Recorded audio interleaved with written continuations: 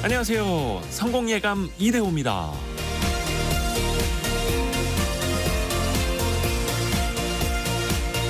핑계와 이유를 혼동하는 경우가 있습니다.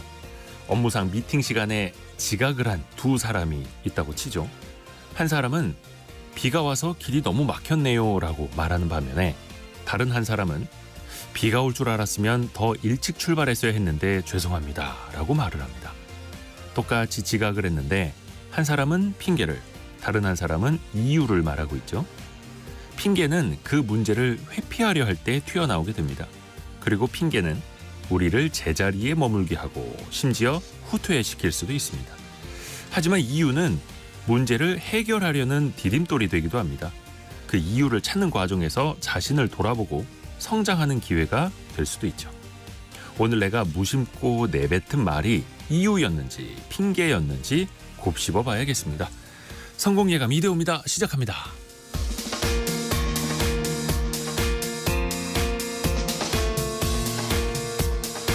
안녕하세요. 이대호입니다. 5월 16일 목요일 아침 9시 6분 성공예감 이대호입니다. 함께하고 계십니다. 고맙습니다. 자, 오늘도 경제상식 퀴즈부터 내드리면서 여러분의 또 상식을 키워드리겠습니다. 그룹 방탄소년단 BTS의 소속사인 하이브가 재계 순위 85위로 올라섰습니다. 자산 총액 5조 원을 넘기면서 국내 엔터테인먼트 회사로는 처음으로 공시대상 기업 집단에 포함이 됐죠. 역시 K-팝의 힘이 대단합니다. 하이브의 지분을 31% 이상 보유한 최대 주주 방시혁 의장은 동일인, 즉 총수가 됐습니다. 이제 하이브는 중소기업 아니고요. 중견기업도 아니고요. 아주 큰 이 기업으로 성장을 했다라는 건데요. 조금 어려우실 수 있는데 의외로 쉬운 세 글자 정답입니다. 저희가 뭐 자산 총액 10조 원 이상을 무슨 기업 집단이라고 하나요? 하면은 상호 출자 제한 기업 집단. 정답자 많지 않겠죠? 자산 총액 5조 원 이상은 공시 대상 기업 집단. 이 8글자 보내달라 그러면 상품을 타실 분들이 별로 없을 것 같아가지고 쉽게 이걸 세 글자로 우리는 편하게 부릅니다. 야, 저 중소기업 이제 이 기업이 됐네. 이렇게 세 글자로 부르게 되죠. 짧은 문자 50원, 긴 문자 100원이 드는 샵 9730 그리고 KBS 콩이 열려 있고요. 추첨을 통해서 저희가 다양한 선물 보내드립니다. 유튜브를 통해서도 함께 하실 수 있고요. 성공예감 이대호입니다. 자주 검색하시면 성공이 가까워집니다.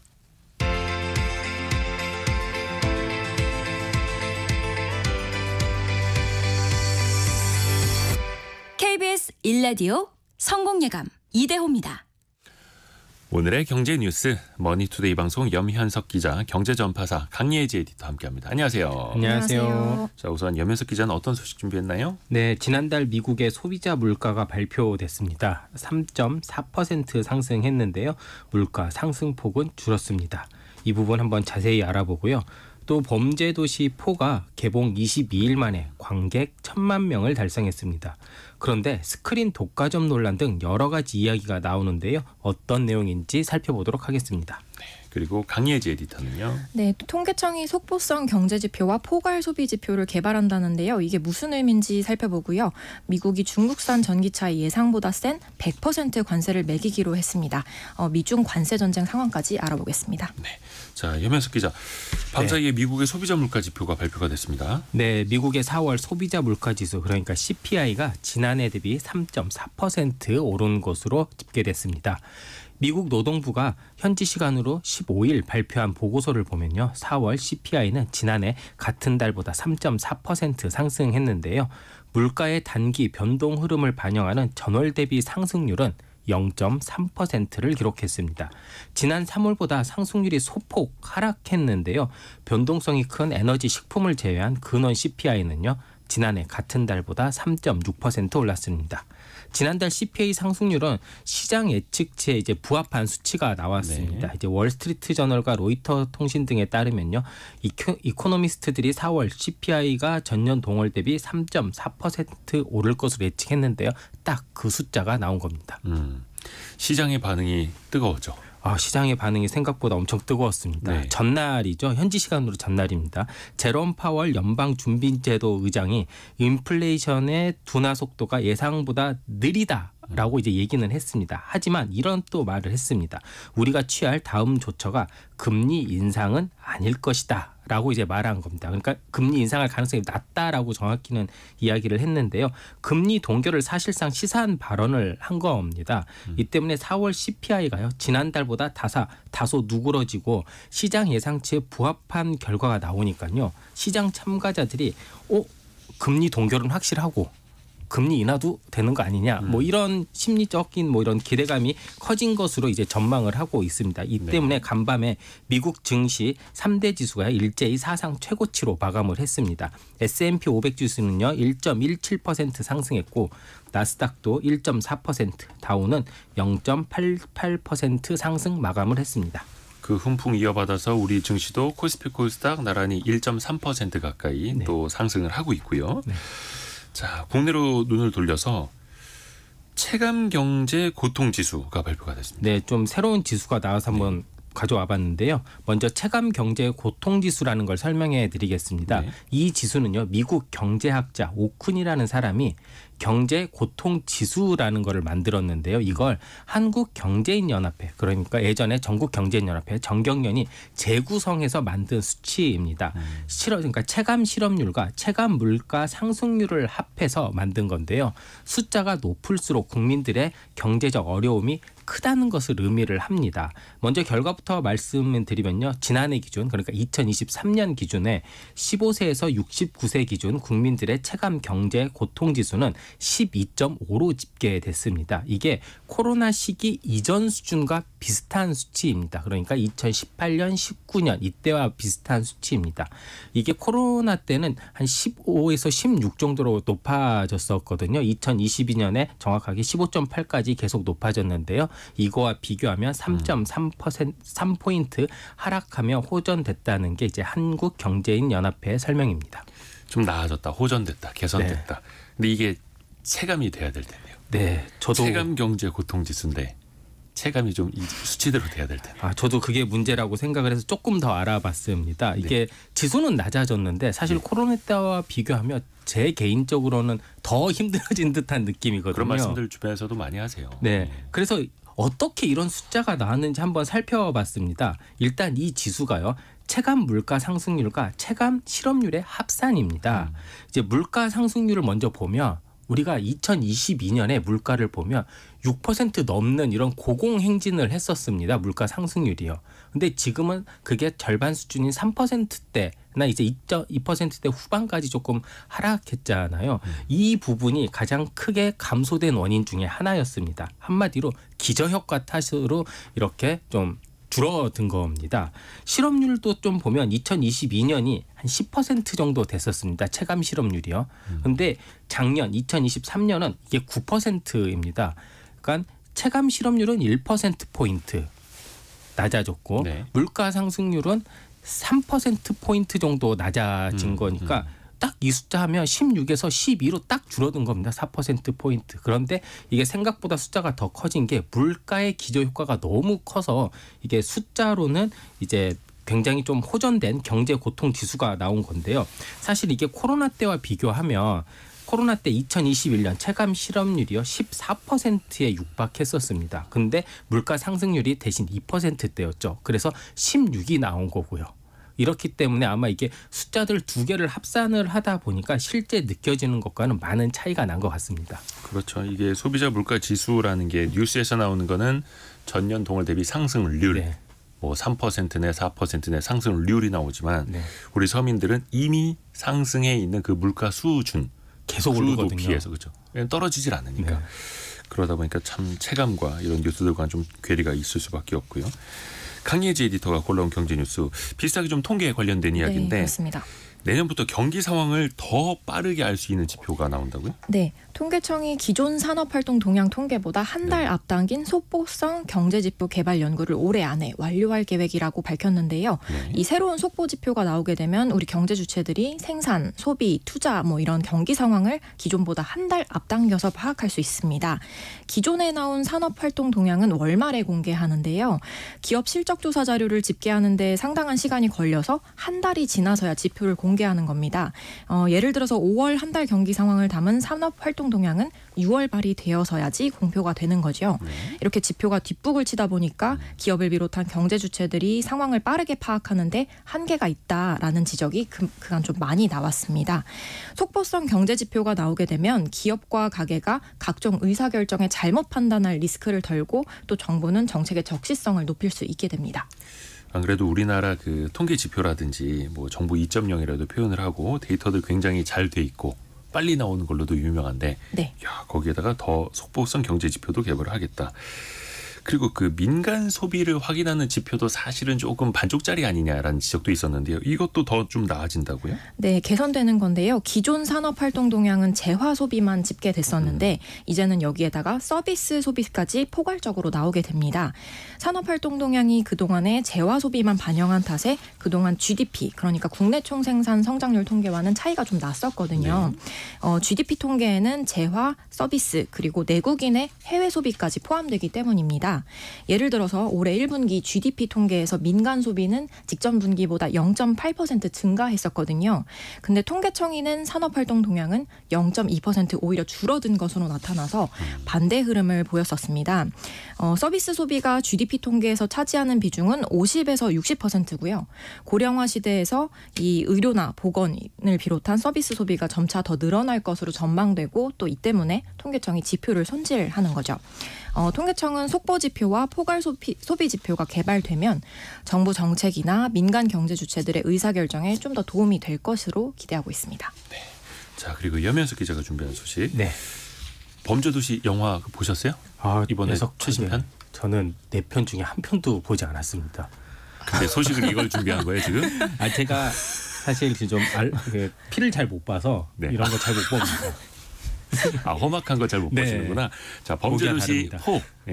4, 4탄 이게 1,000만 명을 또 돌파했습니다. 네. 관객. 영화는 보지 않았지만 숫자는 집계를 할 수 있어서 준비를 해봤습니다. 네, 네. 공개 22일 만에 영화 범죄도시 4가 1,000만 관객을 달성했습니다. 네. 이게 역대 33번째 1,000만 영화입니다. 이제 우리나라 영화로는요 24번째입니다.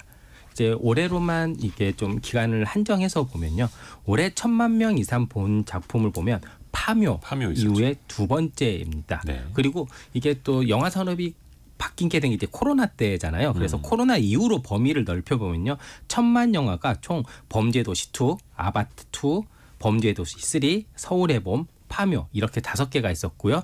코로나 이후 6번째 1,000만 명이 된 겁니다. 조금 특이한 거는요, 범죄도시 시리즈가요 한국 영화 최초로 3편 연속 1,000만 명을 넘겼다라는 겁니다. 그러니까 대단하죠. 2편, 3편, 4편 시리즈 영화가 연속 1,000만을 넘기는 건요 신과 함께 그리고 범죄도시 시리즈 이렇게 딱 2개뿐이 없습니다. 특히 범죄도시 시리즈는요 4편까지 총 관객 수가 최소 이제 4천만 명을 이제 달성할 것으로 보고요. 또 총 누적 매출액은요 최소 2,900억 원으로 추산되고 있습니다. 현재까지. 네. 거의 3천억 원에 육박하는 그쵸. 시리즈 매출을 기록하고 있다. 대단합니다. 그러니까 이번 4편 나왔을 때 초반에는 약간 일부 평론가들은 이제 진부해진다. 또 그런 스토리냐 이런 이야기 나왔었는데 1,000만 명을 돌파했다는 거 그만큼 사람들이 화끈한 거, 화통한 거. 네. 그러니까 세상도 지금 답답해 죽겠는데 그냥 사이다 나가서 같은 영화. 사이다 같은 영화 보고 싶다. 저도 보진 그런 것 같아요. 않았는데 유튜브 쇼츠로 네. 웬만큼 다 본 것 같아요. 하도 이제 소문도 많이 네. 나고. 자, 그런데 스크린 독과점 논란도 계속 나오더라고요. 네, 이게 아무래도 1,000만 명 이상의 관객 동원을 하려면 스크린 동원도 어느 정도 돼야 되잖아요. 근데 이제 범죄도시 4는 이게 조금 과했다라는 지적이 나오고 있습니다. 범죄도시 4는요 개봉 초 상영 점유율이 82%, 좌석 점유율이 85%를 유지를 했었습니다. 네. 이게 2019년 어벤져스 엔드게임이 일으켰던 스크린 독과점 논란과 거의 흡사했었습니다. 그때 이런 점유율이 이제 거의 똑같았었던 건데요. 개봉 2주차까지 평일 저녁이나 주말 오후 등 그러니까 관객들이 주로 찾는 황금 시간대에는 멀티플렉스 3개사의 거의 모든 상영관이 범죄도시 4로 도배가 됐습니다. 이 때문에 관객들의 영화 선택권을 박탈했다라는 지적이 나오고 있습니다. 그리고 또 범죄도시 4와 유사한 수준으로 자석을 점유했던 어벤져스 엔드게임이랑 좀 비교도 좀 되고 있는데요. 어벤져스 엔드게임이 개봉 11일 만에 1,000만 관객을 달성을 했습니다. 이거와 비교하면 좀 속도가 느린 게 아니냐라는 얘기도 나오고 있고요. 또 직전 1,000만 영화의 파묘와 서울의 봄 같은 경우에는요. 상영 점유율이 50에서 60% 정도였습니다. 이렇게 상영 점유율이 50에서 60%여서 1,000만 기록을 달성한 것 이것도 조금 비교 포인트가 됐습니다. 이 때문에 현재 영화계에서는요. 범죄의 도시 4를 이제 계기 삼아서 반복되는 스크린 독과점 문제를 해결해야 한다라는 이제 목소리도 높아지고 있는 상황입니다.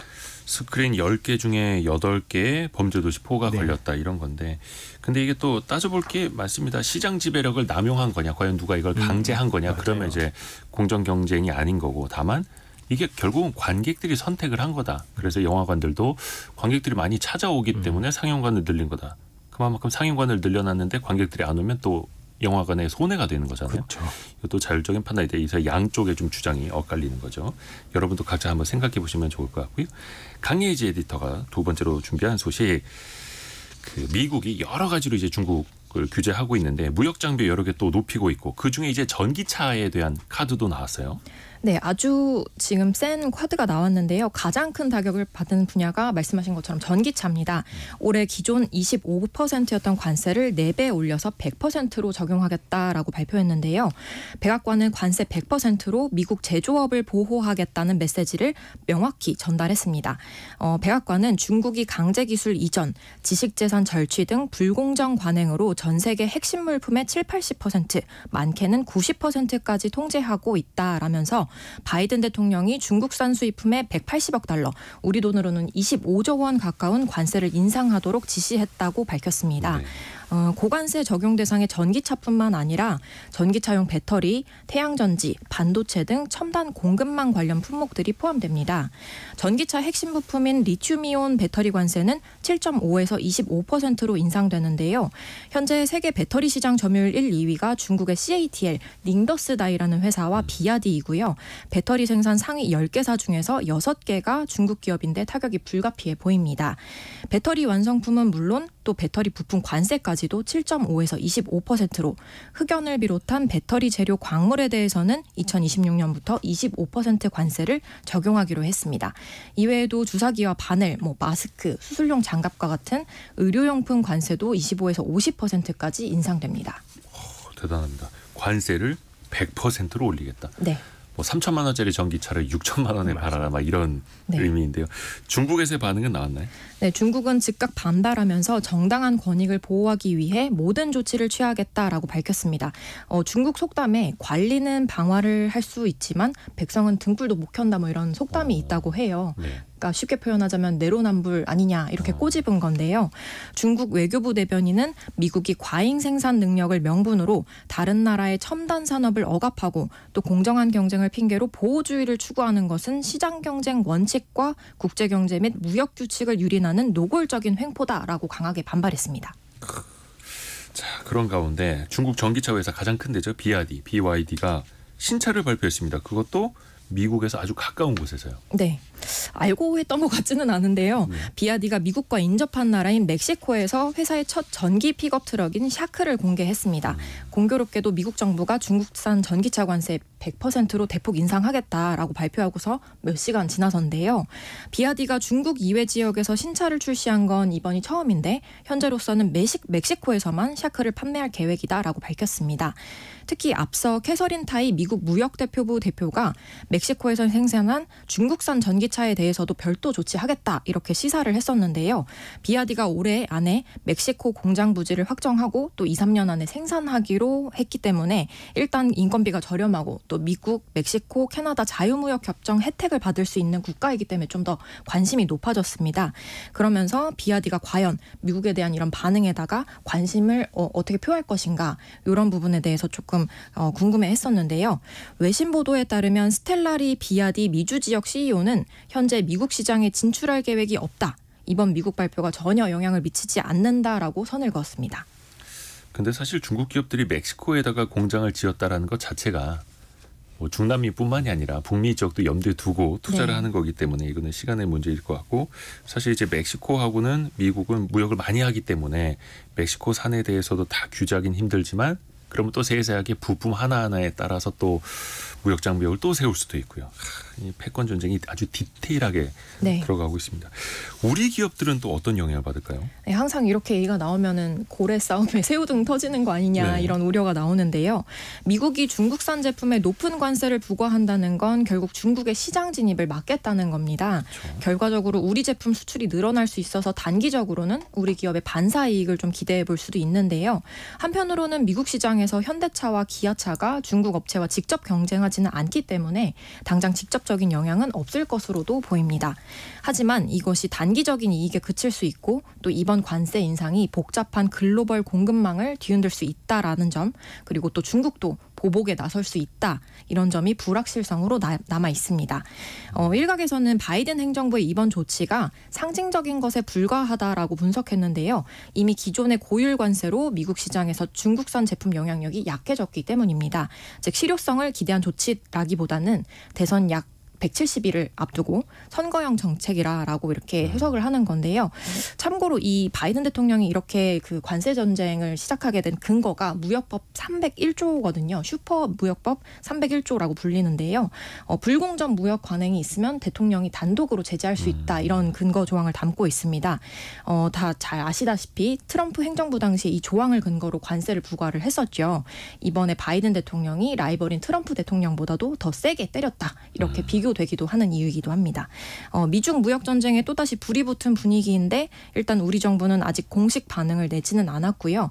산업통상자원부는 오늘 자동차와 배터리 업계 대상으로 미국의 대중국 관세 부과에 대한 간담회를 열고 의견을 듣기로 했습니다.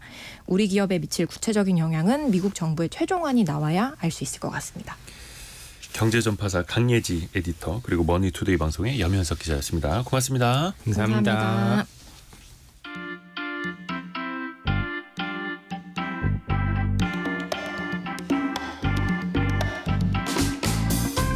지금 여러분께서는 KBS 1라디오 성공예감 이대호입니다를 듣고 계십니다.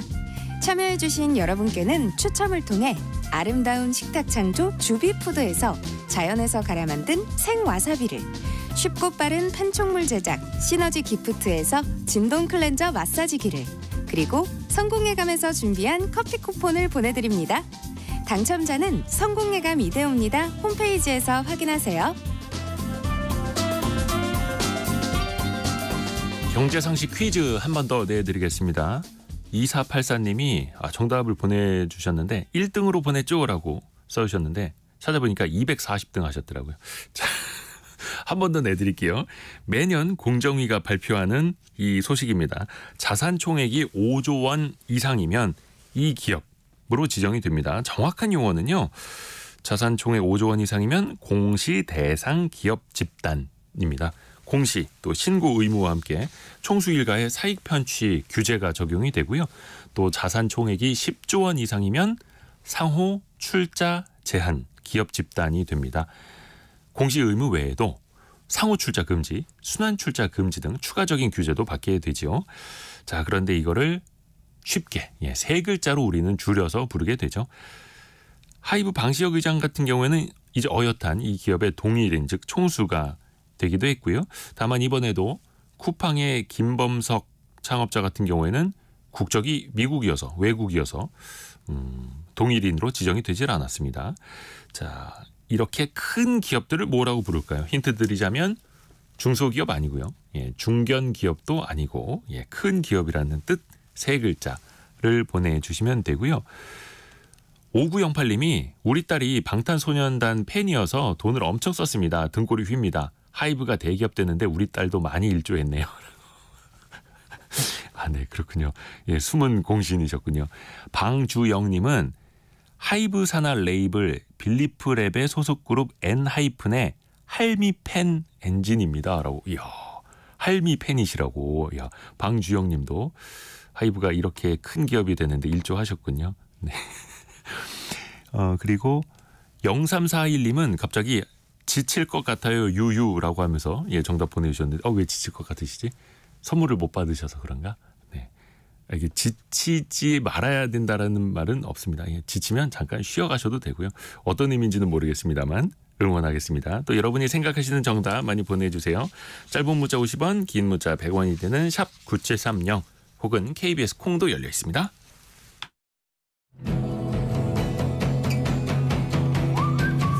오늘의 움직임에 주목하고 세상의 흐름을 놓치지 않습니다. 여러분의 내일을 응원하며 성공의 열쇠를 함께 찾아갑니다. 성공예감 이대호입니다. 청약 한번 당첨돼 보고 싶다. 분양 좀 받아보고 싶다. 그게 소원이다라고 말씀하시는 분들 많은데요. 그런 분들을 위해서 조금 더 문이 넓게 열렸던 사전 청약 제도라는 게 있었죠. 근데 이게 사실상 폐지가 된다고 합니다. 과거에도 도입이 됐다가 사라지고 재개하나 싶더니 또 다시 없앤다고 하는데요. 이게 무슨 내용인지 한번 좀 꼼꼼하게 들여다보겠습니다. 도시와 경제 송승현 대표와 함께합니다. 대표님 안녕하세요. 네, 안녕하세요. 자, 우선은 청약이라는 게 대부분 우리는 본 청약으로 알고 있는데 사전 청약은 어떻게 다른 건지 개념부터 좀 설명 부탁드립니다. 말씀하신 대로 이 본 청약, 그러니까 우리가 개발 사업이나 주택을 그 청약을 받을 때는 분양을 하잖아요. 네. 그 분양하는 것보다도 사전적으로 분양이나 청약을 신청을 한다라고 보시면 될 것 같아요. 그러니까 선분양이라는 거는 보통 이제 모델하우스 같은 것들 잘 만들어져 있고 샘플들을 보다시피 그게 완공됐다라기보다는 앞으로 이렇게 어떤 공급 형태가 일어날 거다라는 것을 보여주는 건데 요즘에는 또 어떤 분양 가격이라든지 또는 어떤 내 집 마련에 대한 그 전략 또 시공사들에 대한 그 전략들을 통해 가지고 후분양 그러니까 전체 공정의 한 60에서 한 80% 정도로 이루어진 다음에 분양을 하는 경우들도 있거든요. 근데 보통 일반적으로 보면 이런 모델하우스에 가서 또는 청약홈을 통해서 사전 청약을 받거나 하거나 아니면은 어느 정도 공정이 완료된 것을 보고 건물의 골조나 이런 것들을 확인을 하고 청약들을 신청을 하는데 사전 청약은 앞에 말씀드린 것처럼 이런 선 분양보다도 한 2년 정도가 앞서서 청약을 하는 그런 제도라고 보시면 될 것 같아요. 그래서 주택 사업이라는 것을 보면은 어떤 지구를 계획을 하고 거기에 이제 계획된 과정 안에서 토지를 보상하고 토지 보상 이후에는 이렇게 택지를 다지는 그 조성 사업을 합니다. 그다음에 주택 사업에 대한 승인을 받고 주택 착공을 하는 순서인데 앞에 말씀드린 것처럼 앞단에 있는 지구 계획 이 계획 직후에도 가능하기 때문에 굉장히 청약보다도 앞서 있는 그런 과정 그리고 선 분양보다도 한 2년에서 한 3년 정도 앞서서 청약하는 그런 제도를 사전 청약이라고 볼 수 있을 것 같습니다. 그러면 이거를 왜 만들었는지 사전 청약 제도가 어떻게 시작됐는지도 따져볼까? 이게 꽤 오래됐더라고요. 예, 그렇습니다. 이게 2009년 이명박 정부 시대 때 있었던 그 제도인데요. 네. 사전 청약이라는 이름보다는 그때 당시에는 사전 예약제라는 이름으로 도입을 했어요. 사전 예약제. 근데 사전 예약을 하고 나서 앞서서도 말씀하신 그 본 청약이라는 것을 해야 되는데 자꾸 이제 사업이 지연되면서 본 청약에 대한 그 지연 문제 이런 문제들이 생겼거든요. 네. 그래서 이것도 한 2년 만에 폐지를 한 그런 상황이에요. 근데 우리 지금 현재 있는 그 정부 앞보다 문재인 정부 시절 때는 잘 기억을 해보시면은 지금과는 좀 다른 그런 상황이었어요. 부동산 경기가 굉장히 과열되고 네. 집값이 급등하는 그런 시기였거든요.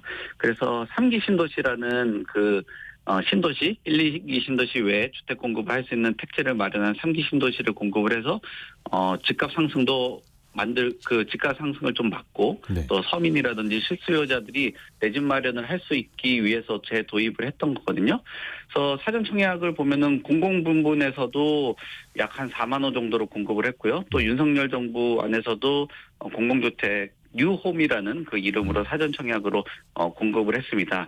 근데 이 사전 청약을 왜 계속 도입을 하냐면은 우리가 실질적으로 집값에 대한 그 공포라는 것들이 여러 측면에서 나오는데 어떤 금리가 좀 낮았을 때 집값이 오르는 부분도 있겠지만 집이 부족하다. 그리고 집값이 향후에는 부족한 공급으로 인해서 집값이 오를 수 있다라는 위기감 때문에도 집값이 오르는 그런 심리적인 부분들이 있거든요. 네. 그러면 이런 심리를 좀 누그러뜨리기 위해서 어떤 방법을 하냐? 그러면은 실질적인 그 공급보다는 앞으로는 공급이 될 거니까 지금 당장 집을 사지 않아도 우리가 충분한 공급을 통해서 집값 안정을 할 수 있다라는 그 방향성을 제시를 하는 거예요. 그래서 사전 청약을 통해서 심리적인 부분들을 일정 부분 누그러뜨리는 데는 도움은 됐지만 사실 지금 상황에서는 예전처럼 집값에 급등하는 그런 시기가 아니고 그다음에 이 집값의 문제가 예전보다는 좀 덜한 그런 상황이기 때문에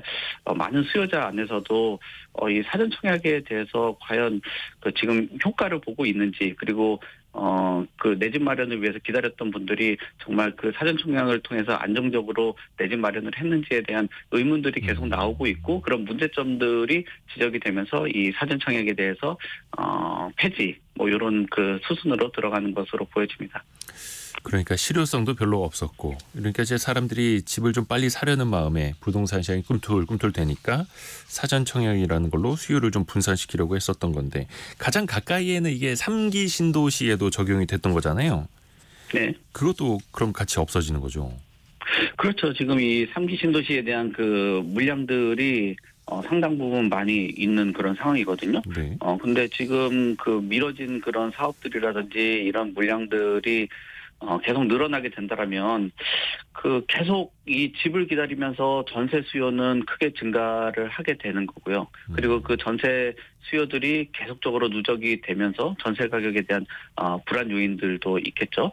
그리고 지금 그 문제점들은 뭐냐면은 2021년부터 지난해까지도 공공에서 진행한 사전 청약 물량이 한 99개 단지 정도 있었거든요. 네. 네, 여기서도 13개 가구만 본 청약을 완료가 한 그런 상황이죠. 그리고 3기 신도시도 앞으로 이제 나오는 그 물량들이 이렇게 많은 물량들이 예정이 되어 있다라고 하면은 앞서서 말씀하신 것처럼 그 실효성에 대해서 의문을 갖고 3기 신도시에 가는 방향 또 많은 사람들이 3기 신도시의 주택 공급을 기다리고 있는 사람들에게 결국 기대와는 좀 다른 실망적인 공급 물량 그리고 본청약까지도 이어지지 못하는 물량들 이런 것들이 나온다라고 하면 3기 신도시의 그 사전 청약도 앞으로는 굉장히 좀 축소가 되고 그 축소 과정 안에서도 이제 폐지 이후로는 물량이 사전 청약은 없다라고 봐야 될 것 같습니다. 그래요. 근데 이제 3기 신도시는 특히 물론 나중에 민간 분양도 있겠습니다만 공공 분양으로 좀 기대를 모았던 것 아닙니까? 이 공공 분양까지 사전 청약을 없앤다라는 거에 대해서 좀 아쉽다는 반응도 있긴 있더라고요. 네, 그렇죠. 아무래도 이런 사전 청약의 공공 물량 같은 경우가 지금까지 줬던 여러 가지 신호들이 있거든요. 네. 그러니까 사전 청약 같은 경우에 민간 부분 같은 경우는 주택 가격이 민간하고의 그 차이가 공공이 굉장히 좀 저렴하잖아요. 네. 그리고 어떤 진입 장벽에 대한 높이도 굉장히 낮다라고 볼 수 있거든요. 특히 서울에 동작구 수방사 부지가 있는데 여기에 사전 청약 물량 같은 경우도 그때 당시 공급했을 때는 공공 분양 경쟁률이 645대 1이거든요. 그래서 645대 1이라는 이런 물량이라는 거는 많은 사람들이 그 지역에 어떤 주택 수요가 있다라고 봐야 되는데 이런 주택 수요가 많은 곳에서 공공을 통해서 저렴하게 공급이 된다라는 거는 수요자들에게 좀 내 집 마련 그리고 요지의 그런 입지에서 공공 물량들이 나온다라는 거는 심리적으로 도움이 될 수 있다라고 볼 수 있는데 그런 물량들이 축소가 크게 된다라고 하면은 아무래도 좀 굉장히 좋은 입지, 수요자들이 선호하는 그런 입지에서는 그 사전 청약 물량들이 나오기 어렵겠다. 근데 여기서 생각을 해봐야 되는 게 네. 그 공공 분양에 대한 또 공공 그 분양을 통해서 청약이 없어지는 게 아니라 공공 분양에서 나오는 사전 청약이 없어지는 거지 공공 분양 물량이 안 나오는 건 아니니까 요즘은 좀 참고를 하시면 좋을 것 같습니다. 그렇죠. 그러니까 뭐 본 청약에서 똑같이 이제 물량은 똑같은 거니까요. 공급은 변하지 않는 거고요. 근데 네. 대표님께서는 이 사전 청약이 어떤 통계 착시를 일으킬 수 있다라는 점도 지적해 주셨더라고요. 어떤 의미입니까? 지금 사전 청약 물량이라는 게 지금까지 앞서서 말씀 드린 것처럼 뭐 민간 분양 부분 안에서도 지금 여러 가지 몇몇 지역 같은 경우는 사전 청약을 통해서 본 청약까지 이어지지 못하는 그런 물량들이 있거든요. 그러면은 수요자들 같은 경우는 그 물량에 대해서 기대를 했던 물량이 본 청약 외적으로도 사전 청약으로 기대한 그 물량들이 있단 말이에요. 네. 그러니까 소위 말하는 정책 발표나 주택 공급 발표안을 지금까지 내놨었는데 이게 실질적인 청약이 아니라 어떻게 보면 페이퍼상으로는 공급이긴 하지만 그냥 사전적인 의미, 그냥 예약 정도에 되는 그 물량인 거지. 그게 실질적으로 본 청약을 통해서 분양까지 이어지는 그리고 내 집 마련과 공급까지 이어지는 물량이 아니란 말이에요. 그러니까 많은 분들이 이런 사전 청약 물량하고 본 청약 물량까지 같이 생각을 하면서 혼동을 하는 경우도 있고요. 또 정책 발표를 했는데 실질적으로 본 청약을 할 수 있는 물량을 발표를 하는 게 아니라 심리적으로 그 어떤 주택 가격의 불안 요인 뭐 이런 것들을 낮추기 위한 물량들로만 공급이 되는 거죠. 어떻게 보면 그 본 청약이라는 게 실질적인 그 물량이라고 보면은 사전 청약이라는 거는 오아시스 같이 멀리서 봤을 때는 정말 풍부한 그 물량들을 갖고 있는 물량이라고 볼 수 있는데 점점 다가가고 본 청약 일정까지도 가면 갈수록 이게 흐릿해지는 상황이 되는 거죠. 그래서 앞서 말씀드린 2021년부터 지난해까지 공공에서 진행된 물량 사전 청약 물량이 99개 단지인데 13개 그 가구만 지금 그 본 청약에서 완료가 된 그런 상황이란 말이에요. 그러니까 겉으로 봤을 때는 굉장히 많은 공급이 일어날 수 있겠지만 사전적인 의미만 담고 있지 실질적인 그 공급 물량은 아닐 수 있기 때문에 많은 사람들이 주택 공급 발표안이 나오고 또 그 지역에 물량이 나올 수 있다라는 그 기대감들을 갖고 내 집 마련의 그 일정들을 변경을 한다든지 본인의 생애 주기를 벗어나서 또는 본인의 생애 주기를 맞춰서 그 청약을 그 기대를 하시는 분들 같은 경우는 실망감들이 커질 수 있고 그 일정에 맞춰서 자금 조달이나 이런 부분들을 계획하셨던 분들 같은 경우도 지금 조금 그 목소리들이 좀 크게 나오고 있는 그런 상황이기 때문에 네. 어떤 인센티브를 줘야 될지 그 정부에서 내놨던 주택 공급 정책에 대해서 신뢰를 갖고 그 시기를 기다리고 또 사전 청약을 하셨는데 이런 부분에 대해서도 지금 좀 고민들을 하고 어떤 인센티브를 줘야 될지 지금 생각들을 많이들 하고 계신 것 같습니다. 그러면 이게 실효성이 없어서 사전 청약 제도를 없앤다라고 하면 그러면은 없애더라도 부동산 시장에는 별 영향이 없을 것이다. 이렇게 보는 게 맞을까요? 지금 이 부분에 대해서 많은 의견들이 있기는 해요. 왜냐하면은 심리적인 부분들을 떨어뜨리는 그런 부분에 대해서는 도움을 줄 수 있다라고 생각하시는 분들도 있고 또는 이 사전 청약이 없어지게 사실 지금 주택 가격의 변화가 급등 시기는 벗어난 그런 상황이기 때문에 그런 부분에 대해서는 그렇게 크게 과열되지 않을 수 있다라는 의견들이 있어요. 그러니까 공급이 줄어들 수 있는 신호, 그다음에 지금 그 청약 시장이 과열되지 않고 있는 그런 시장, 뭐 이런 거에 대해서 의견들이 있는 거죠. 그래서 뭐 저 개인적인 의견들을 드리면은 지금까지 청약 제도 안에 그 역사가 있을 거 아니에요? 그러면은 예전에 이명박 정부 시절 때 한 2년 과정, 그리고 지금 지난 정부부터 지금 정부까지 이어졌던 그 사전 청약의 뭐 한 2, 3년 정도의 그 과정들 뭐 이런 것들을 보면 전체 그 청약의 역사 안에서는 그렇게 큰 비중을 하지 않는 그 제도거든요. 네. 그리고 사전 청약의 목적이라는 것이 주택 가격의 급등에 대한 불안 요인을 줄이고 또 공급 불안에 대한 그 어떤 불안감 이런 것들을 축소하기 위한 건데 지금 최근에 그 주택 공급 정책에 대한 물량들이 축소가 됐다라는 것도 발표가 된 그런 상황이고요. 또 거기에 주택 가격이 지난 정부의 특정 기간보다도 앙등하는 그런 기간은 아니기 때문에 이런 실효성에 대한 그 문제들을 그 고려해 봤을 때는 그렇게 뭐 시장에 큰 영향은 좀 제한적이지 않을까 이렇게 보는 게 저 개인적인 생각입니다. 사전 청약 제도 그 실효성 그리고 다시 한번 또 이게 폐지가 된다라는 이야기 정리를 해봤습니다. 도시와 경제 송승현 대표와 함께했습니다. 고맙습니다. 네, 감사합니다. 라디오 정보센터 가서 뉴스도 정리해서 들어보겠습니다. 22대 국회 전반기 국회의장이 될 더불어민주당 최종 후보가 오늘 결정됩니다. 6선의 추미애 당선인과 5선의 우원식 의원이 대결합니다. 의대생과 교수, 전공의 등이 의대 2,000명 증원을 멈춰달라며 제기한 집행정지 신청 항고심 결론이 이르면 오늘 나올 전망입니다. 지난해 하반기 가상자산 일평균 거래 규모가 3조 6천억 원으로 상반기보다 24% 증가한 것으로 나타났습니다. 가상자산을 가장 많이 이용한 연령대는 30대 남성이었습니다. 미국 정부는 미국 소비자들의 정보 유출에 따른 국가안보 우려가 제기된 중국산 커넥티드 차량, 즉 전기차 등 스마트카에 대한 규정을 올해 가을 발표할 계획이라고 밝혔습니다. 규제 방향에 따라 한국 자동차 업계에도 영향이 불가피할 것으로 예상됩니다. 지금까지 라디오 정보센터 뉴스 정한나였습니다.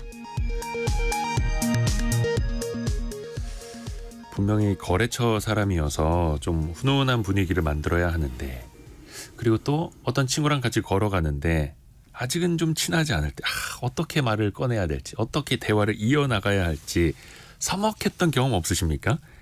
그래서 그 중간에 필요한 게 스몰 토크. 부담 없이 작은 이야기를 좀 이어가라라는 스몰 토크가 있는데 그것도 쉽지가 않죠. 오늘 심리학 개론 시간에 한번 같이 배워보실까요? 연세대 이헌주 연구교수와 함께합니다. 안녕하세요, 교수님. 네, 안녕하세요. 교수님도 좀 아직 안 친한 사람들 만날 때 좀 어색함이 있으신가요? 당연하죠. 네. 그럴 때 그럼 뭔가 운을 띄워야 되잖아요. 막. 네. 이렇게 중간에 이야기할 거리가 별로 그럼 어떡하지 막 몸이 근질거리기도 하고. 네. 근데 일단은 그렇게 생각하시는 분들도 있을 것 같아요. 네. 아니 별로 할 말도 없고 궁금하지도 않은데 네. 굳이 뭐 어떤 대화를 이끌어 나가야 하나? 네. 라는 생각부터 할 수도 있거든요. 네. 그게 사실 뭐 스몰 토크 할 때 뭐 날씨 얘기도 하고 뭐 식사하셨냐고도 물어보고 이러잖아요. 네네네. 근데 내가 식사한 게 왜 궁금하세요? 뭐 이렇게 하시는 분도 계신데 아니 날씨가 왜 뭐 기상청도 아니고 그걸 왜 나한테 물어봐요? 뭐 약간 이렇게 하시는 분들이 계신데 그게 날씨에 대한 이야기나 식사에 대한 이야기가 아니라 네. 그 사람에 대한 관심이거든요. 관심. 네. 그러니까 얘기를 하고 싶다. 말을 붙여보고 싶다. 그렇죠. 그러니까 스몰 토크가 사실은 포착하는 지점은 날씨나 식사에 대한 지점이 아니라 그 사람에 대한 어떤 면에서는 친근함을 어떤 가까워지게 하려고 하는 시도다. 이렇게 말씀드릴 수 있죠. 근데 뭐 일단 딱 말을 건넸는데 내가 뭐 밥 먹은 게 뭐가 궁금하니 이렇게 나오는 사람하고 대화를 이어가야 됩니까 이거. 그것부터 고민인데요.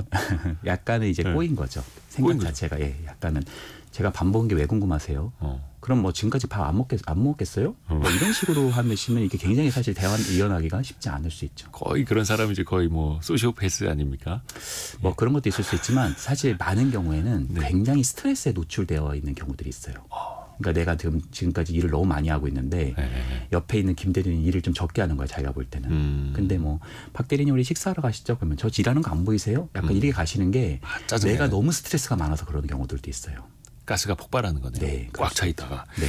우선은 우리는 그래도 뭔가 원만한 관계를 이어가야 할 때 필요한 스몰 토크 네. 이야기를 좀 해볼게요. 네. 그러면 좀 편안한 대화를 위해서 가장 먼저 꺼낼 수 있는 게 주변에서도 흔히들 얘기하는 게 날씨. 네. 날씨 얘기가 가장 편안하다. 네. 뭐 날씨에 대해서 별로 뭐 이견이 있을 수도 없고. 네. 근데 이거는 또 한편으로는 너무 진부할 수도 있잖아요. 네. 이건 좀 어떻게 해야 될까요? 뭐 날씨와 뉴스 이게 양대 축이죠. 보통 스몰 토크에. 그런데 꼭 그거를 하지 않으셔도 되는 게 뭐냐면 그냥 상대에 대해서 작은 변화 포인트를 얘기하셔도 괜찮습니다. 작은 변화 포인트요? 네. 예를 들자면 넥타이가 못 보던 거네요. 이렇게 말하는 것도 좋은 스몰 토크의 주제고요. 머리 스타일이 좀 바뀌었네요. 약간 이렇게 표현하는 것도 굉장히 좋은 주제예요. 그러니까 상대에 대한 관심을 한마디 이렇게 표현을 하면 상대가 그것에 대해서 무엇인가를 대답하게 되고 예. 그것이 대화의 물꼬를 트게 하는 하나의 토대일 수 있습니다. 아하, 그러니까 뭐 날씨나 뉴스 이런 이야기보다 그냥 그 상대방에 대해서 표현을 해주는 거 그 자체가 내가 당신에게 관심이 있다라는 걸로 이제 받아들여지게 되는 거네요. 네. 머리 예쁘게 자르셨네요. 네. 뭐 이런 식으로. 그러니까 약간 여기에 주관적인 평가가 들어가도 됩니까? 약간은 칭찬이라고 하거나 네. 아니면 상대방에게 호감을 준다 그러면 상대는 그게 평가받았다고 느끼지 않고 내가 굉장히 이 사람에게 지금 호감을 주고 있구나. 이 사람 나에게 굉장히 친근함을 보이고 있구나. 이렇게 느끼기 시작을 합니다. 당신이 나에게 호감을 주고 있습니다라는 걸 느낄 수 있을 정도로. 네. 얘기를 일단 시작을 할 때는 그러면 어떤 방법이 좋습니까? 일단은 가벼운 이야기하는 게 좋고요. 제가 항상 이야기하는 부분인데 무거운 이야기, 진지한 이야기, 막 굉장히 심각한 이야기 이런 이야기들은 지양하라고 말씀을 드려요. 그렇죠. 이제 딱 만나자마자 총선 결과 얘기하고 막 이러면 어둡죠. 네. 사실은 정치 이야기 이런 거는 절대 안 하셔야 되는 가족끼리도. 사실 별로 왜냐하면 특히 성인들 같은 경우는 이미 자신의 주관성이 확립되어 있기 때문에 정치 얘기를 하면 사실 싸우자는 것밖에 안 되거든요. 그러니까 그런 이야기 좀 지양하는 게 좋을 수 있죠. 상대방에게 내가 먼저 또 호감을 띄어야 될 수도 있잖아요. 뭐 표정이나 이런 것부터. 네. 일단은 의사소통 중에서 말로 하는 것도 필요할 수 있지만 가장 좋은 의사소통 중에 하나가 뭐냐면 상대방을 위해서 상대방을 향해서 깊이 어떻게 보면 웃어주는 거. 미소. 네. 미소. 그러니까 우리가 실험을 할 때 호감과 비호감에 대한 실험을 할 때 활짝 웃는 것을 포인트로 많이 둬요. 그래서 활짝 웃는 거, 상대방을 이렇게 환대하는 거. 그러니까 우리가 명심해야 되는 것은 내가 진심으로 상대에게 호감을 가질 때 상대방이 나를 미워하기 쉽지 않거든요. 내가 상대방에게 진심으로 호감을 갖고 있는데 상대방이 나를 미워한다? 이건 정말 쉽지 않은 일이란 말이에요. 네. 그러니까 어느 의사소통보다 내가 상대에게 호감을 갖는 그런 태도가 좀 중요할 수 있죠. 호감을 갖는 태도. 네. 근데 이제 가벼운 주제로 시작을 하는데 그 사람과 뭔가 통할 수 있는 주제를 또 찾고자 하는 니즈도 있잖아요. 예를 들어서 관심사. 네. 뭐 음식이 됐든 스포츠가 됐든 그런 걸 찾는 것도 괜찮을까요? 그렇죠. 그러니까 예를 들어서 뭔가 내가 이제 뭐 상대방한테 부장님 오늘 넥타이가 잘 어울리세요. 이렇게 표현을 했는데 그것에 대해서 이 넥타이가 어떤 거냐면 막 하면서 얘기하시는 분도 계시지만 보통은 그냥 드물어요. 보통 어제 주말에 좀 그 파주에 있는 아울렛 샀어요. 이렇게 표현하는 경우가 보통이거든요. 네네네. 그러면 이제 그다음부터 무슨 주제 하냐. 이제 날씨로 넘어가냐. 네. 뉴스로 넘어가냐. 그러지 마시고 뭔가를 대답을 하면 거기에 하나의 또 주제가 나옵니다. 아까 아울렛이라는 얘기가 나왔잖아요. 그럼 예를 들어서 제가 그 아울렛을 좋아하면 그래요? 파주 아울렛 저도 좋아하는데 이렇게 표현을 하는 거예요. 어제 날씨도 되게 좋았잖아요. 이렇게 표현을 해보는 거죠. 거기 가면 뭐 산책할 때도 많은데 참 뭐 이렇게 그렇죠. 거기 가서 무슨 뭐 어디 식당 가보셨어요? 거기가 제일 맛있어요. 막 이런 얘기도. 그렇죠. 그러니까 하나씩 연결되면서 사슬을 어떻게 보면은 조금 더 깊고 넓게 해보는 거죠. 아하. 그리고 또 하나. 만약에 이런 상황이 있을 수도 있습니다. 진짜 무뚝뚝한 말이 없는 직장 상사. 네. 좀 어려운 사람하고 단둘이 밥을 먹어야 된다. 네.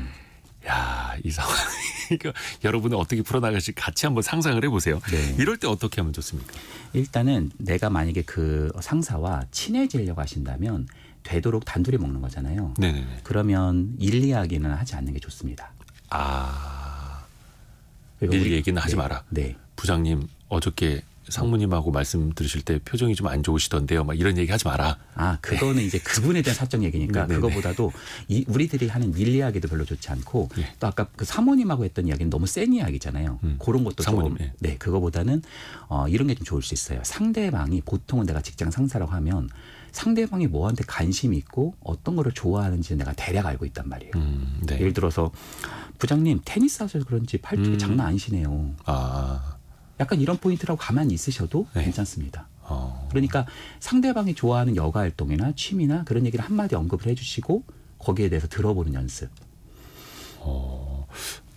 근데 저기 최희진 님이 살 빠졌다고 하는데 늙었다는 얘기로 들려서 조금 싫었다고. 네. 이것도 상대의 상황이랑 입장을 또 배려를 해야 되네요. 그렇죠. 스몰 토크가 이게 또 쉬운 게 아니네. 그래서 살 빠졌다고 할 때도 살 빠져서 어땠다라고 해서 구체적으로 칭찬해 주는 게 더 좋아요. 그냥 살 빠지셨어요. 네. 그러면 저 사람이 병약해 보이거나 뭐 네. 이럴 수도 있으니까 네. 살 빠져서 훨씬 더 젊어 보이세요. 이런 식으로. 네. 그러니까 조금 더 구체적으로 얘기를 해주시는 게 더 좋은 사실은 방법입니다. 조금 더 구체적으로. 네. 이것도 괜찮네. 이거 배워놔야 됩니다. 그래서. 네. 근데 이제 상대방한테 계속 어떻게 보면 이제 약간 꼬리에 꼬리를 무는 자연스러운 질문과 대화를 이어져야 할 텐데 네. 갑자기 이제 맥이 끊어집니다. 맞아. 그랬어. 이렇게 단답형으로 말씀하시는 분들 있잖아요. 네. 어떻게 해야 됩니까? 그럴 때? 일단 내가 상대에게 뭔가를 얘기했는데 정말 그 사람이 정말 말주변이 없어서 그런다면은 상대에 대한 질문을 했는데 그 사람이 어떤 주제가 안 나올 수도 있어요. 그냥 그랬지 이렇게 하고 넘어갈 수도 있어요. 그러면 그게 상대가 나를 싫어하는 게 아니라면 내 이야기 좀 해도 됩니다. 저는 어제요 하면서 뭔가 내 이야기를 가볍게 하셔도 괜찮습니다. 그런데 만약에 상대가 나하고 대화를 하고 싶지 않을 수도 있잖아요. 그렇죠. 눈치 봐야죠 좀. 그렇죠. 네. 그런 포인트가 뭐냐면 상대의 답변의 길이도 있지만 표정을 보는 게 좀 중요하고요. 또 심지어 나를 안 본다 아예. 그러면 지금은 적어도 지금은 나하고 대화하고 싶지 않은 거니까. 딴 데 보고 있다. 네. 그럴 때는 굳이 스몰 토크를 하지 않을 상황일 수 있다라고 말씀드릴 수 있겠네요. 그러니까 단 둘이서 같은 공간에 있어도 상대방이 정말 원하지 않는 것 같으면 네. 스몰 토크를 안 하는 것도 방법이다. 네. 그러네요. 그래요. 이것 때문에 괜히 스트레스 받을 수도 있으니까. 네. 그러면 편안하게 대화를 이어가기 위한 방법 한번 총정리를 좀 해볼까요? 일단은 네. 우리가 날씨 얘기나 이런 것도 필요하겠지만은 가장 중요한 건 그거예요. 내가 이 사람하고 커피를 마신다, 음악을 듣는다, 아니면 우리가 어떤 장소에 있다. 그것에 대해서 이야기하면 돼요. 둘이 같이 경험하는 것. 지금 그 순간에 그곳에서. 네, 같이 경험하는 것. 그리고 두 번째는 상대에 대한 하나의 관심, 넥타이, 머리 스타일 뭐 이런 것들도 하나의 방식이죠. 그리고 세 번째는 가장 중요한 건데 환대와 호응입니다. 와, 그렇군요. 진짜요? 그래서 어떻게 됐는데요? 이렇게 표현하는 것들이 상대에 대한 깊은 호감을 준다. 그리고 네 번째는 그렇게 이야기하다 보면 공통사가 나와요. 네네네. 그럼 내 이야기도 하고 상대 얘기도 하면서 약간 친근함을 조금씩 쌓아 나가는 것. 그것이 우리의 관계를 돈독하게 할 수 있는 친근함을 형성시키는 하나의 토대다. 이렇게 말씀드릴 수 있겠네요. 좋습니다. 이게 사실 참 필요한 순간이 있습니다. 살다 보면. 네. 왜냐하면 인간은 혼자 살 수 없는 사회적 동물이기 때문에 네. 오늘은 그 스몰 토크 어렵지 않네요. 네. 연세대 이헌주 연구교수 통해서 배워봤습니다. 고맙습니다. 네, 감사합니다. 감사합니다. 자, 저희가 2부에서는요. 김경필 머니 트레이너와 함께하는 돈줄 상담소가 기다리고 있습니다. 오늘 사연은요. 월 수입은 적지만 꿈을 향해서 달려가는 예술가의 사연이 기다리고 있거든요. 잠시 뉴스 듣고 10시 5분부터 같이 한번 들어보시죠. 잠시 후에 뵙겠습니다.